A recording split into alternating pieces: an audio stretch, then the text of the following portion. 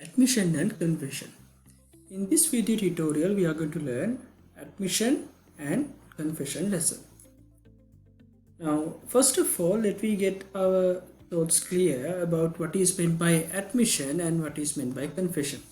This is a very important area when it comes to the examination. There will be probably a separate question from the admission and confession. Now, when I'm saying a separate question, that doesn't mean there will be a exact full marks question based on the admission and confession, because when it comes to the evidence law question paper, it is mixed with several other concepts. Evidence law එක යටතේ ඔයාලා පාඩම් කරනකොට පාඩම් වශයෙන් වෙන් කරලා පාඩම් කරලා එක්සෑම් එකට ප්‍රිපෙයාර් වෙන්න අමාරුයි. හැම පාඩමක්ම එකට අරගෙන එක අයිඩියා එකක් විදිහට තමයි ඔයාලා තේරුම් ගන්න ඕනේ. අර අපි ඉගැන්වීමේ පහසු සඳහා පාඩම් වෙන් කරත් පාඩම් කරනකොට මේ හැමදේම එක කතාවක් විදිහට තේරුම් ගත්තා නම් ඔයාලට පහසු එක්සෑම් එකේදී ලියන්න. මොකද එක්සෑම් එකේදී ඒරියා එක අයිඩෙන්ටිෆයි කරලා උත්තරයක් ලියන්න බෑ.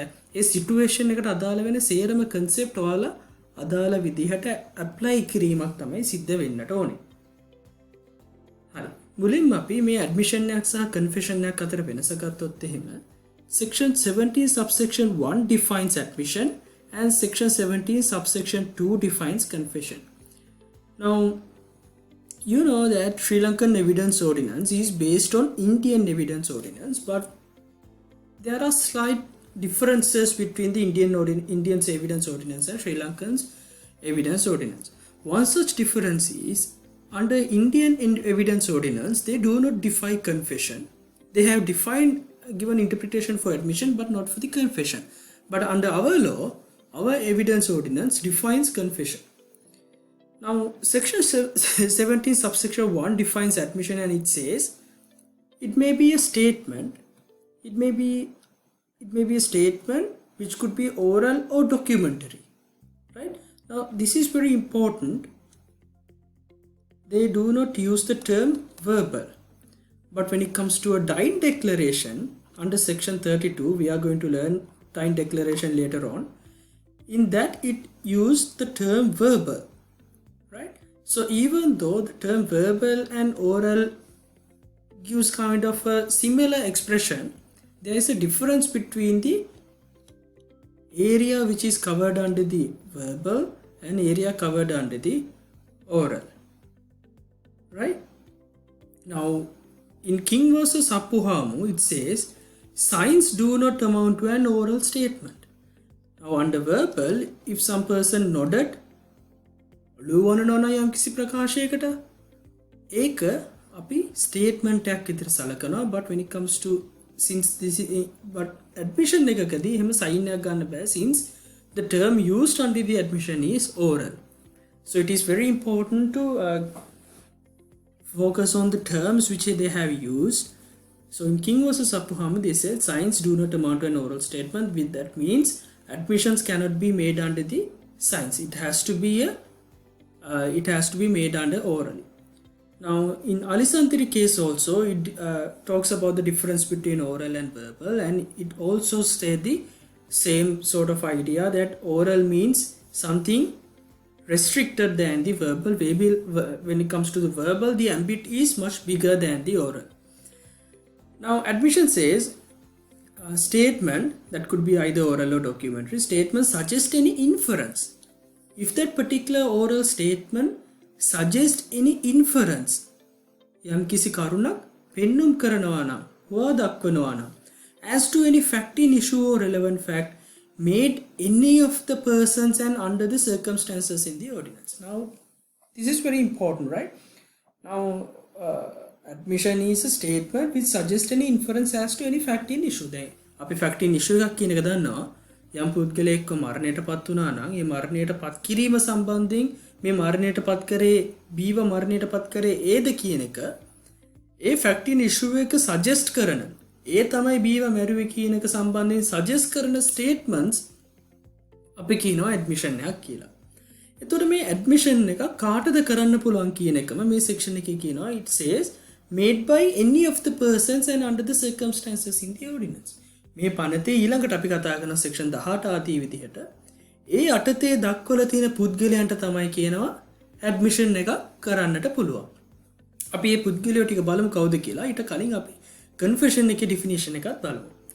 Now confession is an admission. confession එකත් ඇවිල්ලා admission එකක්. හැබැයි ඒකේ වෙනසක් තියෙනවා. made at any time by an accused. admission එකක් කරන්නේ කවුද කියලා අපි ඉස්සරහට කතා කරනවා. made by any persons under this ordinance.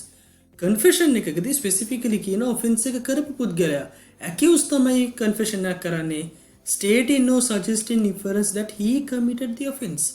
තමා විසින් මේ අපරාධය කරා කියලා confess කරනවා නම් ඒක accused විසින්මයි කරන්න ඕනේ. එතකොට ඒකත් admission වර්ගයක්. අපි එකට කියනවා confession එකක් කියලා. right? පාපොච්චාරණය. එතකොට වෙනස තේරෙනවා ඇති. admission එකක් accused විසින් නෙමෙයි කරන්නේ. confession එකක් accused විසින් කරන්නේ. confession එකක් accused විසින් තමාගේ liability එක තමයි suggest කරන්නේ. දැන් අපි කිව්වා section 17 එක යටතේ it has to be made by any of the persons under the circumstances of the ordinance. Now let me see who can make an admission. Admission by whom? Section 18 subsection 1 says, it says admission can be made by a party to the person proceedings. Admission එකක් කරන්න පුළුවන් ඒ අදාළ නඩු කටයුතුට සම්බන්ධ පාර්ශවකාරයන්ට පුළුවන් admission එකක් කරන්න or his agents under the express authority to make them. ඒ අදාළ නඩුවට අදාළ පාටිස් වලට admission එකක් කරන්න පුළුවන්. ඒ වගේම තමයි එහෙමත් නැත්නම් ඔවුන්ගේ agents ලටත් මේ අදාළ section 17 කියන විදිහට admission එකක් කරන්න පුළුවන්. section 18 subsection 2 යටතේ කියනවා a suitor in representative character. යම් කිසි පුද්ගලයෙක් representative character එකකින් නඩු පවරනවා නම් දැන් අපි උදාහරණයක් විදිහට අපි මේ representative character කතා කරනවා civil procedure 1 සහ 2 විෂයන් වලට අදාළව විශේෂයෙන්ම civil procedure 2 එක යටතේ minor කෙනෙක්ට against action එකක් ගන්නවා නම් එහෙමත් නැත්නම් minor කෙනෙක් විසින් action එකක් ගන්නවා නම් minor කෙනෙක් විසින් action එකක් ගන්නවා නම් ඔහු next friend කෙනෙක්ගේ තමයි එහෙමත් නැත්නම් adult person කෙනෙක් විසින් තමයි minor කෙනෙක් වෙනුවෙන් නඩු පැවරීම කරන්න ඕනේ. එතකොට මේ minor වෙනුවෙන් නඩු පවරන්නේ next friend representative character එකකින්. එතකොට මේ representative character එකකින් කරන දැන් අපි මෙතනදී minor වෙනුවෙන් මේ නඩු කටයුතු පවරන්නේ මේ representative character එකකින් නඩු පවරන පුද්ගලයාටත් පුළුවන් කියලා කියනවා admission එකක් කරන්න section 17 යටතේ. හැබැයි මේකට prerequisite එකක් තියෙනවා made while the party making them held that character. මේ next friend කෙනෙක්ට එහෙම admission එකක් කරන්න පුළුවන් මේ මයිනගේ representative කෙනෙක් විදිහට ඉන්න අවස්ථාවේදී විතරයි. ඒ representative character එක නැති අවස්ථාවකදී ඔහු next friend නෙමෙයි නම් එතකොට ඔහුට 17 යටතේ admission එකක් කරන්න බැහැයි කියලා 18 දෙක යටතේ කියනවා. section 18 3 කියනවා person having proprietary or pecuniary interest in the subject matter. Parties derive interest in the subject matter. The prerequisite is admission has to be made during the continuance in the interest. දැන් අපි ගත්තොත් එහෙම යම්කිසි land matter එකක් සම්බන්ධයෙන් ඒක mortgage කරලා එහෙමත් නැත්නම් loan එකක් අරගෙන එහෙම තියෙන අවස්ථාවේදී දැන් මේ land එකේ අයිතිය සම්බන්ධයෙන් යම් ගැටලුවක් ඇති වෙනවා. මේ land එකේ අයිතිය සම්බන්ධයෙන් පාර්ශව දෙකක් අතර දැන් මේ අල්ලපු ඉඩමින් එක්කෙනා කියනවා මේ ඉඩමේ යම් කොටසක් එයාට අයිතියි කියලා. එතකොට එවැනි අවස්ථාවකදී මේ ඉඩම සම්බන්ධයෙන් මේ subject matter එක මේ නඩුවේ subject matter එක වෙන්නේ මේ ඉඩම. ඒ ඉඩම සම්බන්ධයෙන් mortgage එකක් තියෙනවා නම් මේ ඉඩම සම්බන්ධයෙන් යම් interest එකක් බැංකුවටත් තියෙනකොට බැංකුවටත් මේ interest එක තියෙන අවස්ථාවේදී කියන්නේ මේ mortgage එක තියෙන අවස්ථාවේදී the admission has to be made during the continuance of the interest. එයාට මේ ණය තියෙන අවස්ථාවේදී mortgage වෙලා තියෙන අවස්ථාවේදීම එයාට පුළුවන් මේ නඩුවට අදාළෙන් යම් කිසි admission එකක් කරන්න suggest කරන්න inference එකක් මෙන්න මේ ක්‍රියාව සම්බන්ධයෙන් කියලා. right ඕක තමයි එතකොට section 18 3 යටතේ කියන්නේ parties තුනක් මෙතනදී identify කරගන්නවා. පළවෙනි party එක party to the proceeding. මේ නඩුවට අදාළ parties සෝ එයාලගේ agent. එහෙමත් නැත්නම් representative character එකකින් නඩු පවරනවා නම් මේ representative character එකේ ඉන්න පුද්ගලයා. එහෙමත් නැත්නම් කවුරු හරි මේ නඩු කටයුත්තේ subject matter එක සම්බන්ධයෙන් proprietary හරි pecuniary interest එකක් තියෙනවා නම් එහෙමත් නැත්නම් subject matter එක සම්බන්ධයෙන් යම් interest එකක් තියෙන පුද්ගලෙක් ඉන්නවා නම් ඒ interest එක තියෙන අවස්ථාවේදී ඔහුට පුළුවන් admission එකක් කරන්න. right now admission by person whose position must be proved as against the party to the suit. section 19 හරි අපූර්ව කතාවක් කියනවා. අපි මේ කතාව example එකකින් section එක කතා කරන්න කලින් පොඩි example එකක් ගමු. දැන් රංගන කියලා පුද්ගලෙක් ඉන්නවා. වාස් කියලා පුද්ගලෙක් ඉන්නවා. මුරලි කියලා පුද්ගලෙක් ඉන්නවා. රංගන ඉන්නවා, වාස් ඉන්නවා, මුරලි ඉන්නවා. පුද්ගල තුන් දෙනෙක් ඉන්නවා. රංගන වාස්ගේ නිවසේ තමයි මුරලි ජීවත් වෙන්නේ. right? වාස්ගේ නිවසේ තමයි මුරලි ජීවත් වෙන්නේ. රංගන කියනවා මම ඔයා වෙනුවෙන් මුරලිගින් rent එක collect කරලා දෙන්නම් කියලා. රංගන undertakes to collect rent for Vas. right? රංගන had defaulted in collecting rent from මුරලි. දැන් මෙයා කියනවා ඔයා rent එකට දීලා තියෙන ගෙවල් වලින් මම මුදල් අරන් දෙන්නම් කියලා රංගන කියනවා. නමුත් එහෙම කිව්වට එයා මොකද කරන්නේ? මේ මුරලිගෙන් මුදල් ගන්න කියලා ඩිෆෝල්ට් කරනවා. පස්සේ වාස් මොකද කරන්නේ? නඩු පවරනවා රංගනට එරෙහිව මුරලිගෙන් රෙන්ට් එක කලෙක්ට් කරේ නැහැ කියලා. ඒ වෙලාවේදී රංගන කියනවා මේ නඩු කටයුතු යන අතර වාරේදී රංගන කියනවා there is no rent payable by මුරලි. මුරලිගෙන් මේ වාට රෙන්ට් එකක් හම්බෙන්නේ තිබෙන්නේ නැහැ. රෙන්ට් එකක් ගෙවන්න තිබුණේ නැහැ කියලා. අන්න එවැනි අවස්ථාවකදී statement by Murali saying that he owed rent to payable to the Vas is an admission. එවැනි අවස්ථාවකදී මුරලි කියනවා නම් දැන් මුරලි ඇවිල්ලා මේ නඩුවට පාර්ශ්වයක් නෙමෙයි මේ රෙන්ට් එක සම්බන්ධයෙන් ප්‍රශ්නයක් නෙමෙයි තියෙන්නේ. ප්‍රශ්නේ තියෙන්නේ රංගන වාසනේ මේක රෙන්ට් එක කලෙක්ට් කරන්නම් කියලා කිව්වා. නමුත් ඒක කලෙක්ට් කරලා නැහැ. ඒකට එරෙහිවයි නඩු යන්නේ. ඒ අවස්ථාවේදී රංගන කියනවා නම් නෑ මෙතන රෙන්ට් එකක් කලෙක්ට් කරන්න තිබ්බේ නැහැ. වාස් කියනවා නම් ඔයාගේ රෙන්ට් එක කලෙක්ට් කරේ නැහැ කියලා. එවැනි අවස්ථාවකදී මුරලි විසින් කරන ප්‍රකාශයක් නෑ මෙතන රෙන්ට් එකක් ගෙවන්න තිබුණයි කියලා අන්න ඒක ඇඩ්මිෂන් එකක් කියනවායි කියලා කියනවා. දැන් ඔය එක්සැම්පල් එක ඔළුවේ තියාගෙන සෙක්ෂන් 19 අපි කියමු. Statement made by a person whose position is necessary to prove against any party to the proceeding. දැන් මේ නඩුවට අදාළව මුරලිගේ පොසිෂන් එක වැදගත් වුණා මේ අදාළ කාරණාව ඔප්පු කරන්න. whose position is necessary to prove against any party. එයාගේ පොසිෂන් එක වැදගත් වුණා මේ කියන දෙන්නගේ කතාවෙන් කොයි පැත්තටද කොයි පැත්තේ කතාවද ඇඩ්මිට් කරන්න කියන එක සම්බන්ධයෙන්. අන්න එවැනි ප්‍රකාශයක් එහෙම පුද්ගලයෙක් කරන ප්‍රකාශයක් ඇඩ්මිෂන් එකක් කියලා කියනවා. හැබැයි මේකට කන්ඩිෂන්ස් දෙකක් තියෙනවා. Statement relevant against such persons against or in relation to their liability.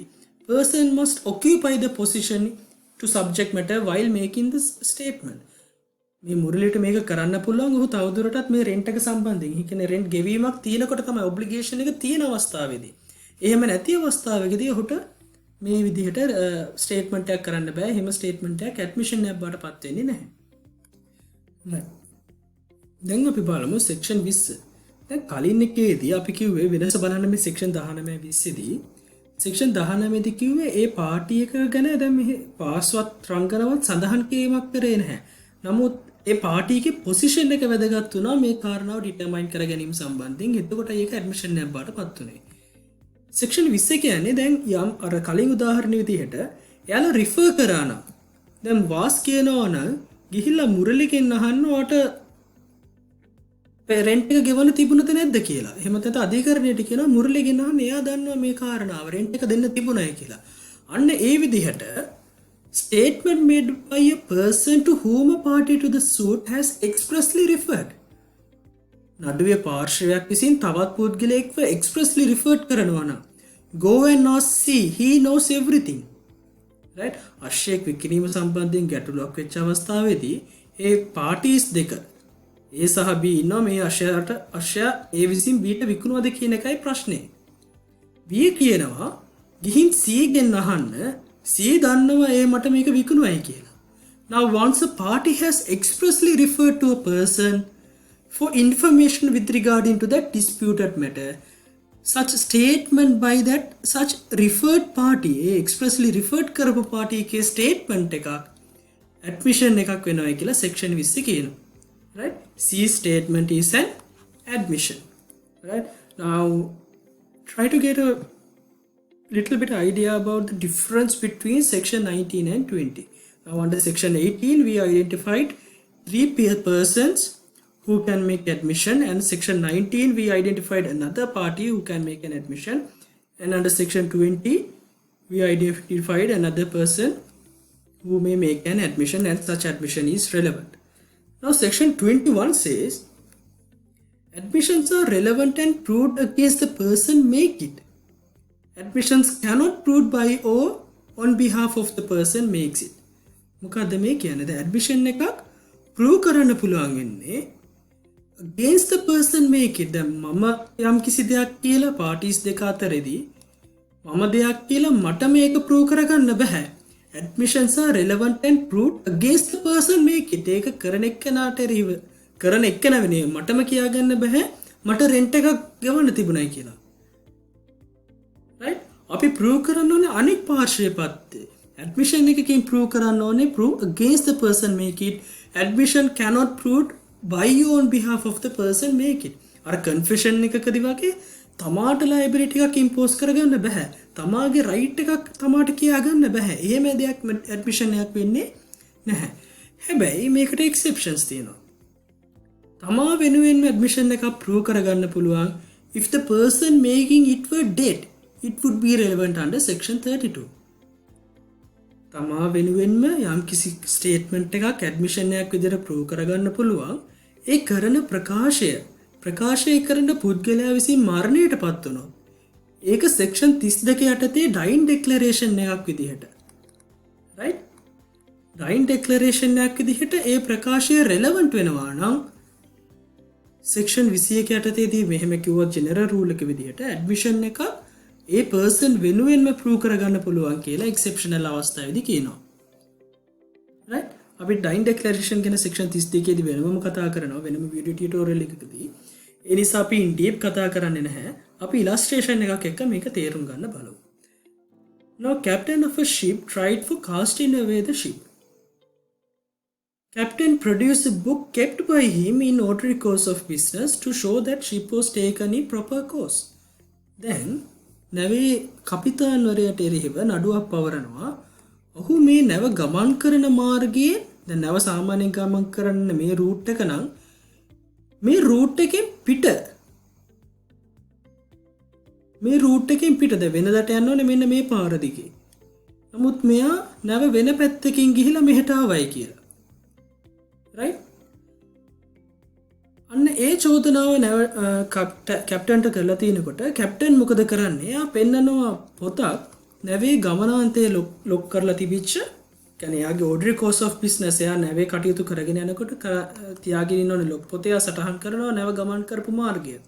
මෙයා ඒ පොත ප්‍රොඩියුස් කරනවා කියන්න මම නැවේ ගමන මාර්ගය කොහෙටවත් වෙනස් කරේ නැහැ. ඇග්‍රී වෙච්ච රූට් එකේම තමයි ගියේ කියලා. එතකොට මේ එයා කැප්ටන් විසින් ඇඩ්මිෂන් එකක් කරගන්නවා තමා වෙනුවෙන්ම. සෙක්ෂන් 21 කියනවා admissions cannot proved by on behalf of the person making. Captain වෙනුවෙන් ඇඩ්මිෂන් එකක් කරගන්නට බෑ. හැබැයි එක්සෙප්ෂන් එකේ කියනවා if the person making it were dead. හදිස්සියවත් මේ ප්‍රශ්නේ තියෙන වෙලාවේදී කැප්ටන් මේ සිද්ධිය නිසා මරණයට පත් වුණා නම් මේ ලොක් පොතේ සටහන් කරලා තිබිච්ච කාරණාවන් section 32 යටතේ ඩයින් ඩෙක්ලරේෂන් එක යටතේ admissible වෙනවා. අන්න එහෙම admissible වෙන දෙයක් නම් if the person who making such statement is dead and if the statement were admissible under such section 32 as a dying declaration, then admission can proved by you on behalf of the person makes it. right? අරකට exceptional අවස්ථාවක් විදිහට සඳහන් කරලා ගන්න පුළුවන් කියලා කියනවා. prove කරන්න පුළුවන් admission එකක් තමා වෙනුවෙන්මත්. ඔක තමයි section 21 කියන්නේ general rule එක සහ exceptional අවස්ථා. right. දැන් අපි කතා කරන්න යන්නේ confession ඉතාමත් වැදගත් පාඩමක්. theoretically අපිට examination එකට වගේ මෙතනින් එහාට ගියේ practical දැනුම ලබා ගන්නත් confession එක ඉතාමත් වැදගත්. confession must be voluntary. මේක තමයි වැදගත්ම දේ. Voir dire, truth say. Voluntariness must be decided by judge. Prosecution must satisfy beyond reasonable doubt. හරි. දැන් confession එකක් කරන්නේ යම්කිසි පුද්ගලයෙක් තමව වැරදිකාරයා විදිහට පිළිගැනීමක් වෙන්නේ. එතකොට මේ confession එක හැමතිස්සෙම ඔහු විසින් කැමැත්තෙන් කරන දෙයක් බවට පත් වෙන්න ඕනේ. It has to be voluntary. එතකොට මේක වොලන්ටරිද? එහෙමත් නැත්නම් කවුරු හරි මේක ෆෝස් කරලා ත්‍රෙට් කරලාද කරේ කියන එක හඳුන ගැනීමේ මේක ඩිසයිඩ් කිරීමේ බලය තියෙන්නේ ජස්ට්. එහෙමත් නැත්නම් මැජිස්ට්‍රේට්. මැජිස්ට්‍රේට් තමයි ඩිසයිඩ් කරන්න පුළුවන් මේ කන්ෆෙෂන් එකක් කරන්නේ මේ අදාළ පුද්ගලයා කරන කන්ෆෙෂන් එක ඇත්තක්ද මේ කියන දේ ශුද්ධ එකක්ද කියලා සත්‍යයක්ද කියලා අපි මේකට කියනවා void ray concept කියලා. එතකොට void concept එක යටතේ judge discretion එක තියෙනවා. judge decide කරන්න ඕනේ. කියන්නේ confession එකක් කරපු පාළියටම ඒක admissible විදිහට අපිට අරගන්නට බෑ. දැන් අපිට මතක ඇති ප්‍රසිද්ධ මේ වගේ සිදුවීමක් වුණා. යම් කුඩා දියණියක් ඝාතනය කිරීමක් සම්බන්ධයෙන් ඒ අදාළ පුද්ගලයාව ජනමාධ්‍ය ඔස්සේ සහ සමාජ මාධ්‍ය ඔස්සේ ඔහු කන්ෆෙෂන් එකක් කරා ඔහු වරදකාරයා විදිහට හැමදේම කරලා අවසානයේදී DNA පරීක්ෂණවලදී ඔප්පු වෙනවා ඔහු නෙමේ මරණය සිද්ධ කරේ. ඒ අදාළ සිදුවීමට අදාළව සම්බන්ධ වෙලා තිබුණේ මේ කන්ෆෙෂන් එක කරපු පුද්ගලයා නෙමේ ඔහුගේ සහෝදරයා කියලා. එතකොට අර ජජ් ඩිසයිඩ් කරන්න ඕන සමහරවිට කන්ෆෙෂන් එක පුද්ගලෝ විවිධ හේතු නිසා පවුලේ පිරිස ආරක්ෂා කරගන්න සමාජයේ බලපෑම මේ හැමදේත් එක්කම කන්ෆෙෂන් එකක් කරන්න පුළුවන්. එතනදී මැජිස්ට්‍රේට් තමයි ඩිසයිඩ් කරන්න ඕනේ මේ කරන කන්ෆෙෂන් එකක් වොලන්ටරිද කරන්නේ සහ මේ කියන කන්ෆෙෂන් එකේ කියන කාරණාවන් ඇත්තද කියලා. ඒ වගේම තමයි ප්‍රොසිකියුෂන් එක තමයි ඔප්පු කරන්න ඕනේ මෙන්න මේ කියන කන්ෆෙෂන් එක ඇත්ත කන්ෆෙෂන් එකක් මේක වොලන්ටරි කරන්න කියලා beyond reasonable doubt prove කිරීමේ වගකීමක් ප්‍රොසිකියුෂන් එකට තියෙනවා. ඩිෆෙන්ස් එක විසින් ඒක ආගියු කරන්නට අවශ්‍ය වෙන්නේ නැහැ. ඩිෆෙන්ස් එක කරන්න ඕනේ beyond reasonable doubt මේක ඔප්පු වෙන්නේ නැහැ කියන එක ඔප්පු කරන්න ප්‍රොසිකියුෂන් එක ප්‍රූව් කරන්න ඕනේ මෙතන beyond reasonable doubt මෙයා වොලන්ටරි කරපු ස්ටේට්මන්ට් එකක් කියලා. Now section 24 says now these sections are very important with regarding to confession with regarding to its admissibility. Now it says confession made under threat or inducement or promise as to charge against the accused is irrelevant.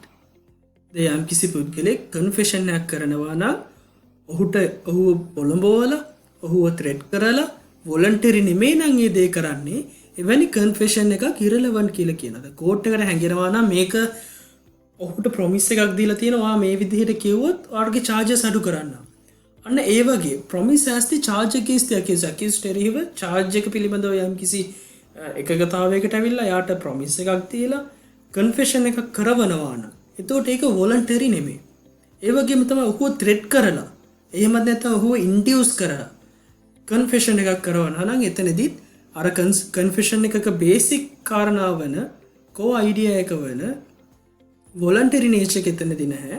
එවැනි අවස්ථාවකදී court එකට ඒක පේනවා නම් if it appears to the court such confession is made under inducement, threat or promise as to the charges, in such instances court may decide that confession is irrelevant. Now, that is very important section with regarding to the admissibility of confession.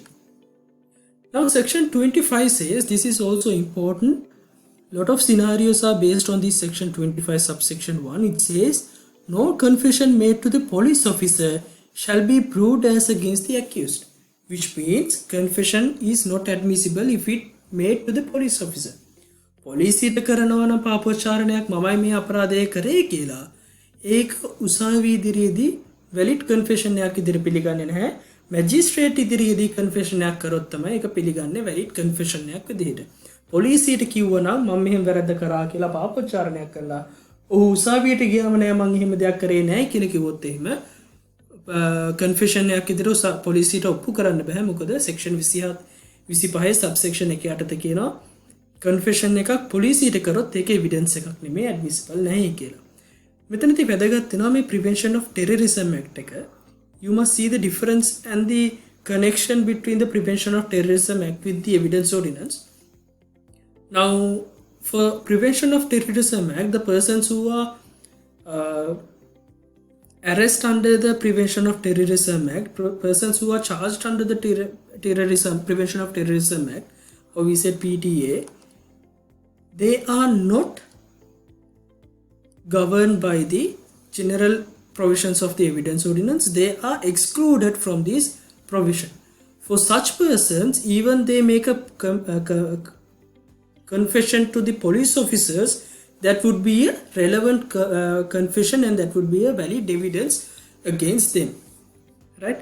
Prevention of Terrorism Act එක යටතේ යම් කිසි පුද්ගලයෙක්ව arrest කරොත් එවැනි පුද්ගලයෙක් පොලිසියට confession එකක් කරොත් මමයි මෙන්න මෙහෙම මේ කාරණාව කරේ කියලා සෙක්ෂන් 25 මේ ප්‍රිවෙන්ෂන් ඔෆ් ටෙරරිසම් ඇක්ට් එකට ඇප්ලයි වෙන්නේ නැහැ.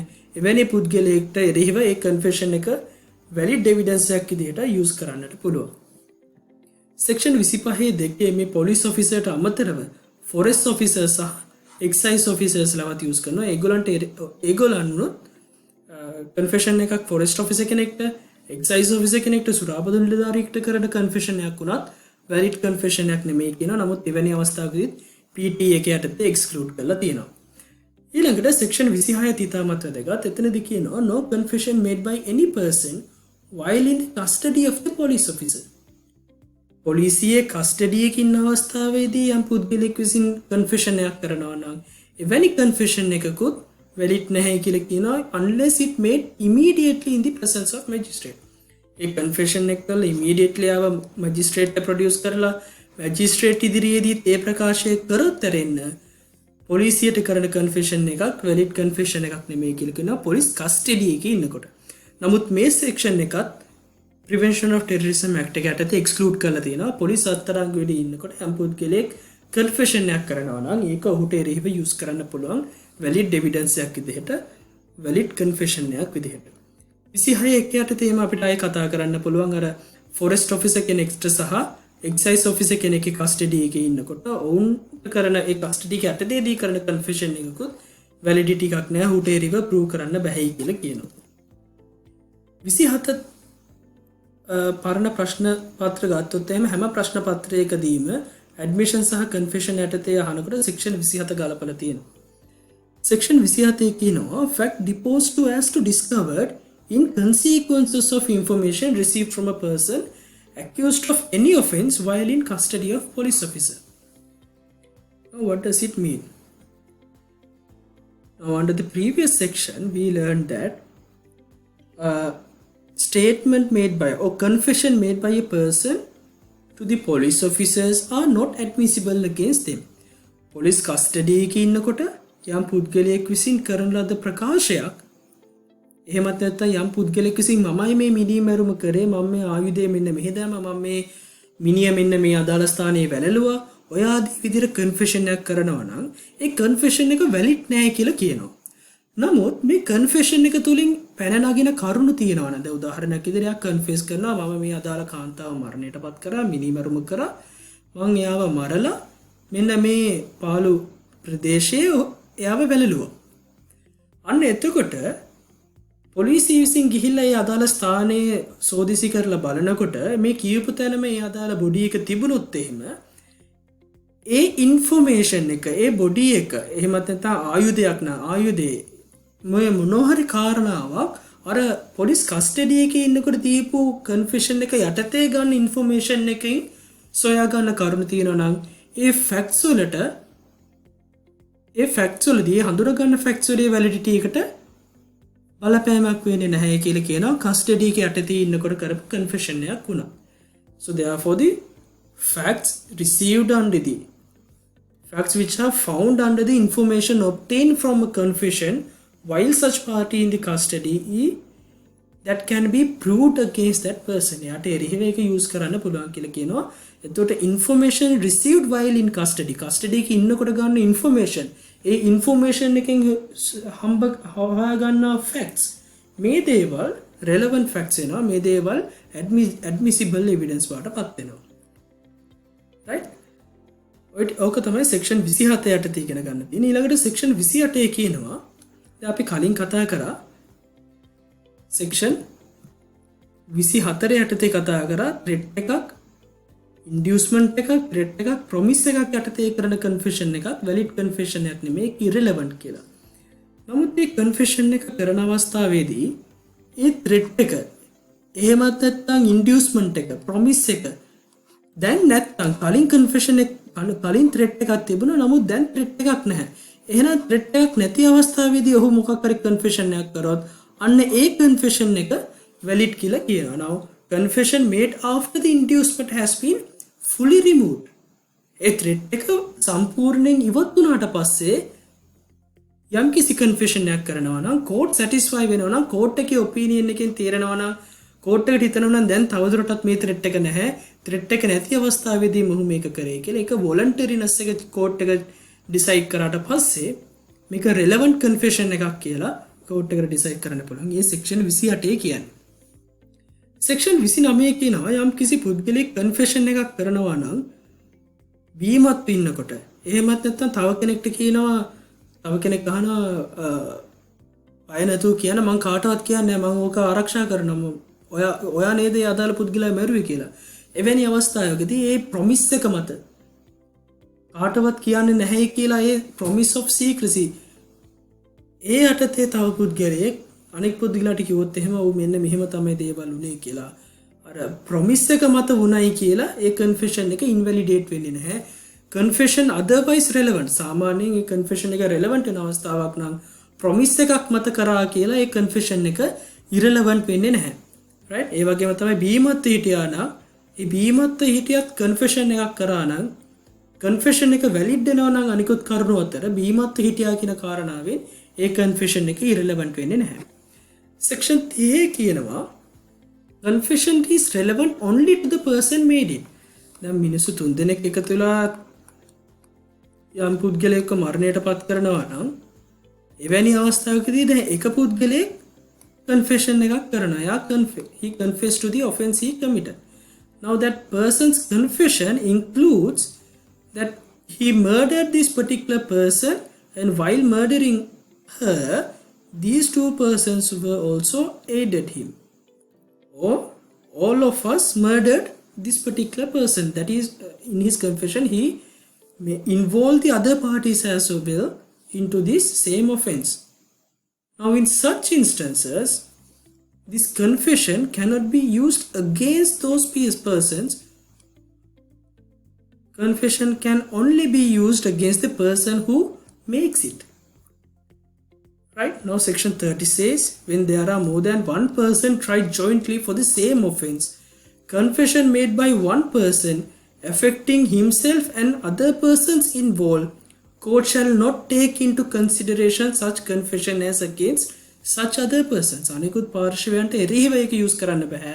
confession එක කරපු පුද්ගලයාට එරෙහිව විතරයි යූස් කරන්න පුළුවන්. නමුත් prevention of terrorism act එක යටතේ මේ section එකත් exclude කරලා තියෙනවා.